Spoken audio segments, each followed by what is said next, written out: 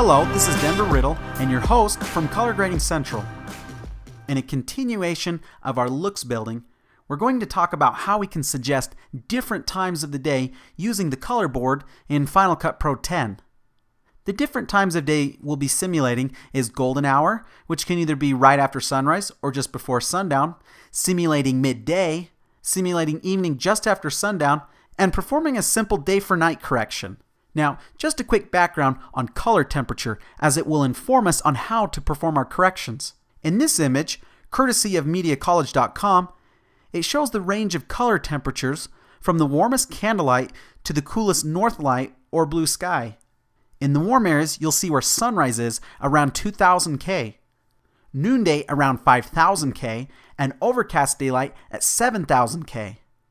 Because color temperature is the color of the light, and since light affects the highlights the most, down to the shadows in a descending order, we'll make corrections in the highlights and adjust them accordingly to match this chart. Let's do some color grading. Let's first start with the golden hour, as this one is my favorite. You'll be familiar with this clip as we've used it in previous tutorials, and it will be an excellent example in simulating the time of day. Just after sunrise and just before sunset, the sun projects warm yellow rays. So the way that we'll match this color temperature is we'll push warm colors into the highlights.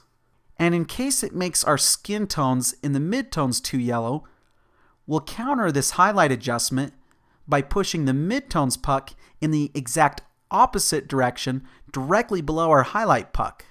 Then we'll just finesse the two of these until we've met our objective of simulating golden hour and kept our skin tones clean.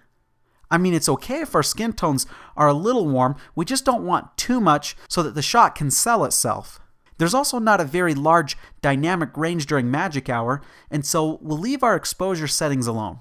Coming over to the parameters tab, here's a quick before and after. Pretty cool. Now we'll reset this and we'll move on to simulating midday.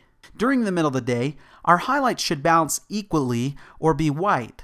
If it's cloudy or the shot took place in the shade, then the color of the light would be much cooler, and that would be a different thing. But for now, you can see that the highlights are balanced. So there's no changes here that we'll make to the colors other than we'll increase the contrast a little bit, giving the shot a high key look since there's a high dynamic range during the middle of the day. Here's a quick before and after. Pretty simple. For our evening simulation, which is after sunset, the color temperature is really cool now that the sun has gone down and our main light source now happens to be the blue sky. So we'll make our highlights really cool. And just like we did with our magic hour correction, so that our skin tones don't become too cool, we'll counter this adjustment with a midtones adjustment directly below and to the negative of our highlight correction.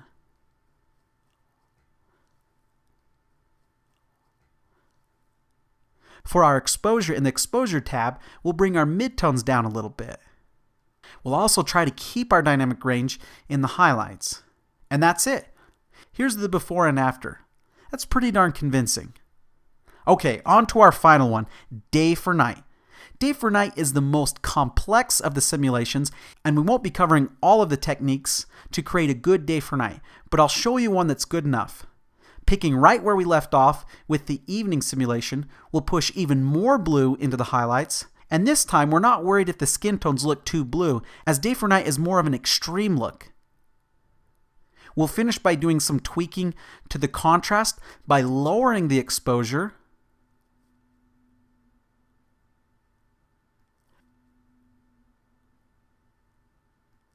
We'll lower the saturation a little bit. And voila, we have a pretty convincing day for night. We won't be able to get it perfect, but it should be close enough. Depending on the circumstances, it may make sense to shoot during the day and later grade for night in post. A perfect example of this is the Coen Brothers' True Grit, where this was a technique that was used. I hope that you found this tutorial, as well as all of my other color grading tutorials, helpful. If you have any questions, please ask in the comments section below, and I'll be sure to answer them as soon as possible. Thanks for watching.